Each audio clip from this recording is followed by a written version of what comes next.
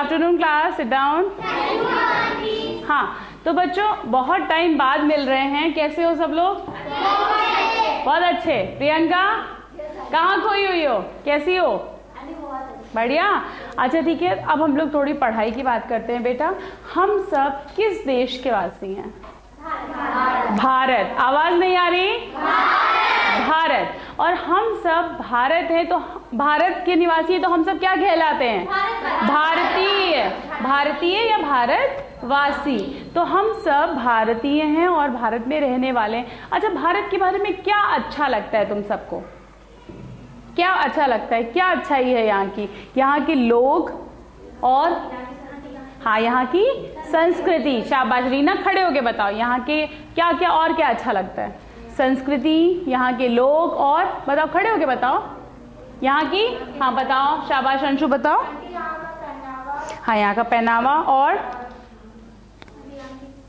हाँ शाबाश, खड़े होके बताते जो बहुत बड़े, जो तुम्हें अच्छा लगता है दिल से, जो तुम ऐसा महसूस करते हो कि हाँ मुझे बहुत पसंद है यहाँ की चीजें, अलग यहाँ का कल्चर, यहाँ का खान पान, रहन सहन, लोगों का प्यार, लोगों को, और क्या बताते सीमा? हमारी भाषा। हाँ शाबाश, हमारी भाषा, हमारा त्योहार। हाँ हमारे त्योहार, बहुत कुछ है हमारे भारत देश में जो हमें अच्छा लगता है, जो हमें पसंद आता है। लेकिन क्या तुम्हें पता है कि इन सब में सबसे ज्यादा जो चीज ऐसी है जो मुझे पसंद है वो क्या है? मुझे भी कुछ पसंद है। क्या पसंद है? किसी को नहीं पता होगा, वो तो मेरी बात है। मुझे क्या पसंद है? मुझे सबसे ज्यादा अच्छा लगता है कि हम सब यहाँ स्वतंत्र रूप से अपने जीवन को जी सकते हैं, है ना। हम जो चाहे वो बोल सकते हैं, जो चाहे वो कर सकते हैं, जैसा चाहे हम वैसा पहन सकते हैं, ओढ़ सकते हैं। कुछ देशों में आज भी, है ना, एक महिला या एक लड़की को बिना सिर ढके बाहर निकलने का अधिकार नहीं है ना। हम सब यहाँ पे आराम से घूमते हैं, खासकर लड़कियां, महिलाएं कैसे घूमते हैं? हम सब बाहर आराम से घूम सकते हैं, शाम को भी, सुबह भी, रात में भी। वो अलग बात है कि हमारे देश का माहौल कुछ लोगों ने मिलकर ऐसा बना दिया है कि हम सब लड़कियों में, है ना, एक ऐसी भावना बन गई है कि शायद हम सब सेफ नहीं है या हम सब सुरक्षित नहीं हैं। लेकिन कहीं ना कहीं हम कैसे हैं? हम स्वतंत्र देश में हैं। तो क्या ये स्वतंत्र देश हमेशा से रहा है? नहीं ना। क्या था, कैसा था देश हमारा? बताओ, सुने ना, बताओ कैसा था देश हमारा? आंटी, अंग्रेज हम लोग के देश में कब्जा करे। हाँ, अंग्रेजों ने कब्जा किया था। और कोई कुछ बताएगा कैसा था? स्वाधीनता थी कि नहीं थी? नहीं थी ना स्वाधीनता। तो कैसा देश था हमारा? हमारा देश था गुलामी की जंजीरों में जकड़ा हुआ था। पूरी तरह से अंग्रेजों ने हम लोग को क्या बना के रखा था? तो इस समय हम सब स्वतंत्र हैं। स्वतंत्रता का मतलब क्या होता है ये अभी हमने समझ लिया। अंग्रेज लोगों ने हम लोगों के देश को क्या किया हुआ था? गुलाम बना के रखा था, जिसकी वजह से हम सब अच्छे से नहीं जी सकते थे। जीने का मतलब ये कि हम कुछ भी करने के लिए स्वतंत्र नहीं थे। हम सब कैसे थे? गुलाम थे। और कैसी बेड़ियों में जकड़े हुए थे हम लोग? गुलामी की बेड़ियों में थे। हम सब किसी भी कार्य को करने के लिए, अपना जीवन जीने के लिए स्वतंत्र नहीं थे। क्यों नहीं थे? क्योंकि उन अंग्रेजों ने हमें पूरी तरह से जकड़ा नहीं था, बांध के नहीं रखा था, लेकिन हमारी सोच को, हमारे विचारों को बांध दिया था, दबा दिया था कि हम कुछ भी ना सोच सके।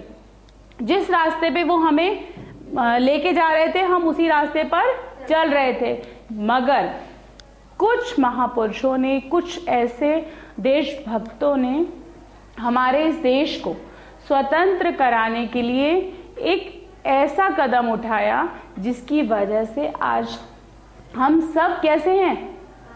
आजाद हैं, स्वतंत्र हैं, सुरक्षित हैं, और हम सबको जीने का समान अधिकार है ना। तो तुम सबको पता है कि हम सब कब स्वतंत्र हुए? स्वतंत्रता हमारी कब, किस दिन हम आजाद हुए? 15 अगस्त। हाँ, हमारा आजादी जो हमें मिली थी, आजादी वो कब मिली थी? 15 अगस्त 1947। इसके बाद हमारे देश का जो गणतंत्र स्थापित हुआ था, गणतंत्र मतलब हमारे देश की अपनी नीतियां, अपना कानून, अपना जो आधार होता है वो स्थापित हुआ था। कब हुआ था? 26 जनवरी। हाँ, शाबाश। तो उस दिन हम लोग मनाते हैं 26 जनवरी 1950 को। ठीक है, तो सबको ये तारीख याद है? आजादी हमें मिली थी 15 अगस्त 1947 को, लेकिन हमारे देश का गणतंत्र स्थापित हुआ था 26 जनवरी 1950 को। तो इन दोनों दिवसों की हमारे पूरे देश में बहुत अधिक महत्व है इनका। एक दिन में 15 अगस्त को हम अपनी आज़ादी का दिवस मनाते हैं और ठीक 26 जनवरी को हम गणतंत्र दिवस को मनाते हैं। तो क्या तुम लोगों को कुछ महापुरुषों के बारे में पता है? कुछ हम लोग पढ़ते आए ना, कक्षा 7 में आ गए हो, तो कुछ ऐसे महापुरुष थे जिन्होंने अपने जीवन में कुछ ऐसी बातें बोली या कुछ ऐसे नारे हमारे भारत को दिए जिनके द्वारा हम उन्हें आज भी याद करते हैं। तो उनके कुछ नारे मैंने आज श्यामपट्ट पे लिखे हैं। सबसे पहला नारा है स्वराज। आप पढ़ेंगे, आप सब बच्चे? स्वराज हमारा जन्मसिद्ध अधिकार है। शाबाश। दूसरा है करो या मरो। तीसरा आराम हराम है। तुम्हें मैं तुम्हें आजादी दूंगा। और इसके बाद जिंदाबाद, जय जवान जय किसान। तो इन सब नारों का कुछ अर्थ है। ये ऐसे नहीं है कि उन्होंने बोल दिया, है ना। इन सब नारों का कुछ अर्थ है। ये सब नारे हमारे उन महापुरुषों ने या उन स्वतंत्रता सेनानियों ने दिए हैं जिन्होंने हमसे कुछ कहा कि हम सब मिलकर ये करें तो हमारा देश जरूर स्वतंत्र हो सकता है, जिसमें स्वराज हमारा जन्मसिद्ध अधिकार है। इसका अर्थ क्या है? स्वराज मतलब मेरा राज्य, मेरा जन्मसिद्ध अधिकार है। क्यों मैं किसी और देश या किसी और बाहर के लोगों को आकर अपने देश पर, अपने राज्य पर अधिकार करने दूं? तो स्वराज हमारा जन्मसिद्ध अधिकार है। ये किसने कहा था? कोई नहीं बताएगा, लिखो आगे जिस बच्चे को आता है। सबको आता है? नाम सब लोग बोलेंगे और लिखेगी। आओ रितिका, आओ, शाबाश। लिखेगी रितिका, बोलेंगे सब लोग। देखते हैं पहले रितिका सही बोलती है कि सही लिखती है कि नहीं। शाबाश, देखते हैं।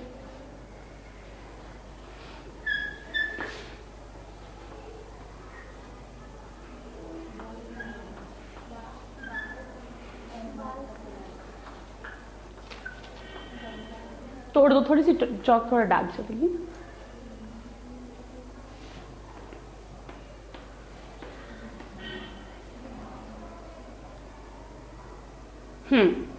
सही लिखा इसने।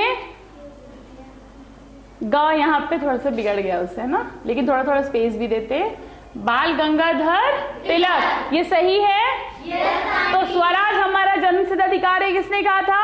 बाल गंगाधर तिलक। शाबाश। अब हम आते हैं हमारे दूसरे नारे पर, करो या मरो। करो या मरो, ये सिर्फ नारा एक ऐसा नारा नहीं है कि काम करो तो ठीक है, नहीं तो मरो जाके, ये नहीं है। काम का अर्थ है कि अपने देश के लिए, अपने हमारे पूरे भारत के लिए हमें आगे बढ़ना होगा, मिलकर स्वतंत्रता के लिए संघर्ष करना होगा, लड़ाई नहीं करनी है। ये जिसके शब्द थे उनका कहना था, न बुरा देखो, न बुरा बोलो, न बुरा सुनो।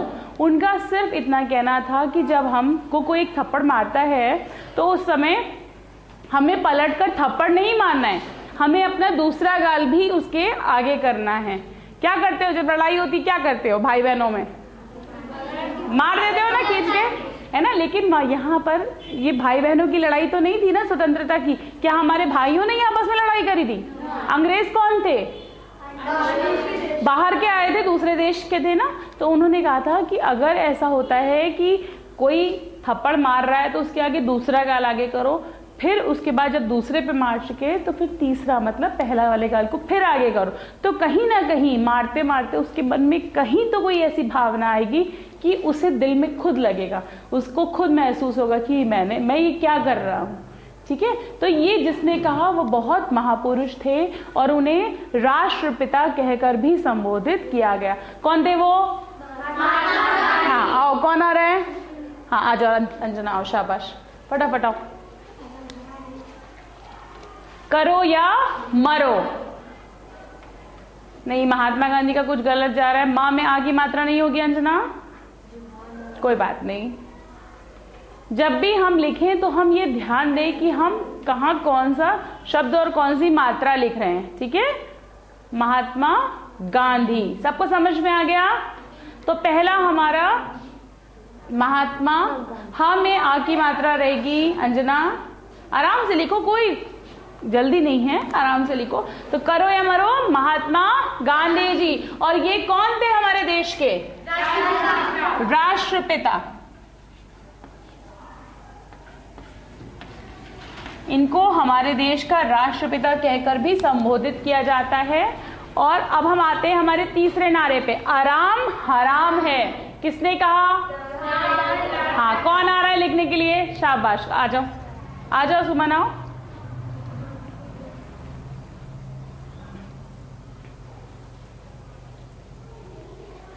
इनका कहना था कि आराम हराम है, मतलब आराम हमें नहीं करना। हमें क्या करना है?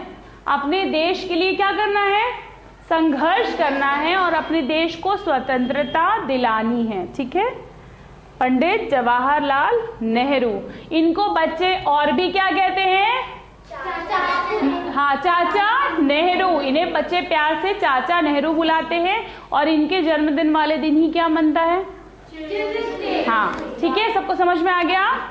अच्छा, अब हम आते हैं, तुम मुझे खून दो मैं तुम्हें आजादी दूंगा। सबसे महत्वपूर्ण हमारे इस पाठ का, जो पाठ अब हम पढ़ेंगे, जिसका नाम है सुभाष चंद्र बोस के उद्बोधन। मतलब सुभाष चंद्र बोस एक स्वतंत्रता सेनानी थे और उनके उद्बोधन मतलब उनके मन से या उनके हृदय से निकली हुई बात, उसको हम इस पाठ में पढ़ेंगे। तो तुम मुझे खून दो मैं तुम्हें आजादी दूंगा, किसने कहा था? हाँ, कौन आ रहा है लिखने के लिए? हाँ, शाबाश शाबाश रीमा, जल्दी से आइए। तुम मुझे खून दो मैं तुम्हें आजादी दूंगा, नेताजी सुभाष चंद्र बोस।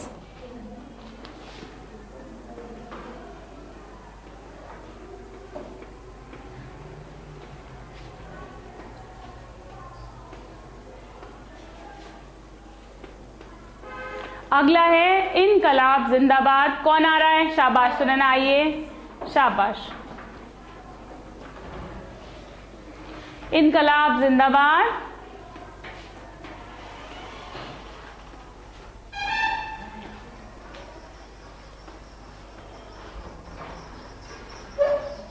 हाँ, बहुत बढ़िया। तो अब हम आते हैं सबसे आखिरी हमारे नारे पर, जय जवान जय किसान। कौन आ रहा है जय जवान जय किसान के लिए? हाँ, इधर से कौन आ रहा है? हाँ आओ, शाबाश। जय जवान जय किसान मतलब इसका अर्थ है कि जितनी सेवा हमारे देश का जवान करता है उतनी ही सेवा हमारे देश का किसान भी करता है। तो दोनों की जय जयकार, मतलब दोनों ही बहुत हमारे लिए महत्वपूर्ण भूमिका निभाते हैं, इसलिए दोनों की जय जयकार। जय जवान जय किसान। सबको अच्छा लगा ये नारे सुन के? लेकिन यहाँ प्रश्न ये नहीं उठता, ये सवाल नहीं है हमारा कि ये नारे अच्छे लग रहे हैं या बुरे। इससे सिर्फ इतना प्रश्न है कि हम सबको मिलकर इन नारों के अर्थ को समझना है और ये देखना है कि इन सब ने, चाहे वो बाल गंगाधर तिलक हो, महात्मा गांधी हो, भगत सिंह हो, सुभाष चंद्र बोस हो, कोई भी हो, उन्होंने, उन सभी महापुरुषों ने, विद्वानों ने हमारे देश की स्वतंत्रता के लिए कहीं ना कहीं कैसा किया है? इतना बलिदान दिया है। कुछ ने तो क्या किया, भगत सिंह के बारे में आपको पता है, हमने अपनी इसी कक्षा की पार्ट 1 पुस्तिका नंबर 2 में भी पढ़ा हुआ भगत सिंह के बारे में। उन्होंने कितना बड़ा बलिदान किया, फांसी पे लटक गए थे, है ना। महात्मा गांधी को नाथूराम गोडसे ने गोली मारी थी। तो इन सब ने देश के लिए लड़ाई करी, स्वतंत्रता के लिए लड़े और उसके बदले में उन्हें क्या मिला?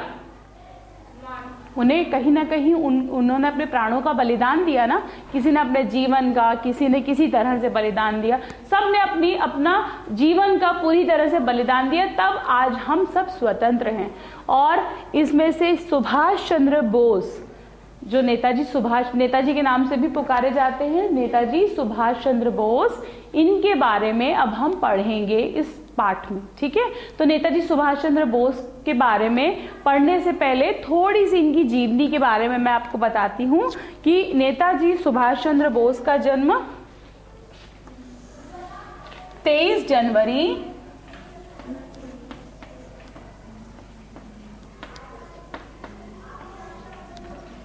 1857 को हुआ था, कटक में हुआ था, कटक उड़ीसा में। ठीक है, ये यहां पर मैं जन्म की बात कर रही हूं उनकी, कटक यानी उड़ीसा में हुआ था। ठीक है, सबको सब दिखाई दे रहा है कि नहीं? कब हुआ था इनका जन्म? 23 जनवरी 1857 को इनका जन्म हुआ था। और इन्होंने सही मायने में हमारे देश को स्वतंत्र कराने के लिए कहीं ना कहीं सबसे अधिक अपने बलिदान दिया है। सभी ने बलिदान दिया है, लेकिन इन्होंने बहुत महत्वपूर्ण भूमिका निभाई है। और इन्होंने अपनी हमारे देश की सर्वोच्च प्रशासनिक सेवा, जिसे हम IAS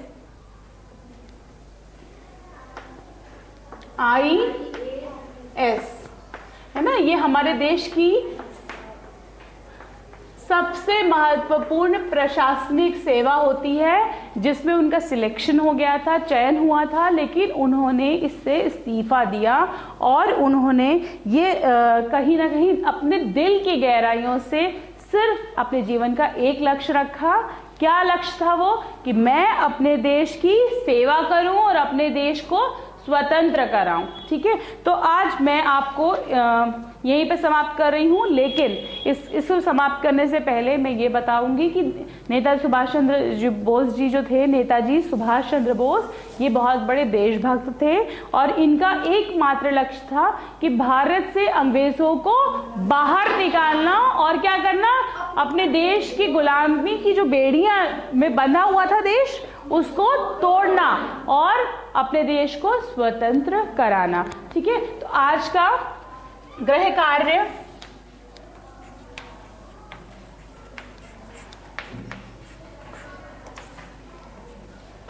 नेताजी का क्या लक्ष्य था। ठीक है, नेताजी समझ रहे हो कौन है? नेताजी का एकमात्र लक्ष्य, लक्ष्य मतलब क्या? हाँ, शाबाश। लक्ष्य क्या था? एकमात्र लक्ष्य क्या था? नेताजी का एकमात्र लक्ष्य क्या था? तो नेताजी का एकमात्र लक्ष्य जो भी था, आपने जो भी पढ़ा समझा, उसको आप अपने शब्दों में, उसे उत्तर में लिख के आएंगे। ठीक है, आज के लिए इतना ही।